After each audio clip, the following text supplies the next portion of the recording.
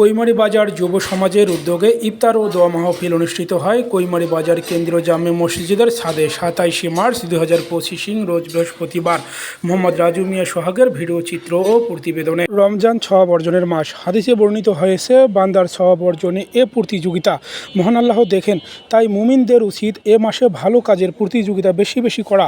রোজাদারকে ইফতার করানো রমজানের অন্যতম শ্রেষ্ঠ ভালো কাজ। রাসূলুল্লাহ সাল্লাল্লাহু আলাইহি সাল্লাম বলেন, যে ব্যক্তি কোনো রোজাদারকে ইফতার করাবে তার গুনাহ মাফ হয়ে যাবে, সে জাহান্নাম থেকে মুক্তি লাভ করবে। এতে শান্তি লাভের আশায় কৈমারী বাজার যুব সমাজেরা ইফতার ও দোয়া মাহফিলের আয়োজন করেন। এতে প্রায় ৫ শতাধিক লোকের আয়োজন করা হয়। মুখের আওয়াজ বন্ধ করে হাতে কাজ চালান। ইফতারের সময় খুব ডেকোটে গনি আসে। আজকের এই আয়োজনটা আপনাদের সন্তানেরাই করছে। এই আয়োজন দেখে আপনারা খুশি না বেজার? খুশি। সবাই খুশি তো?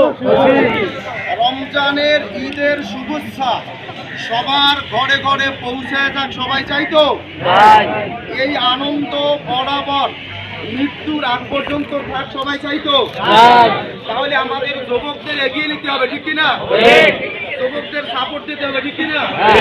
যুবকদেরকে মসজিদমুখী করার জন্য যারা আমরা আছি সবাইকে প্রচেষ্টা করতে হবে, ঠিক কিনা?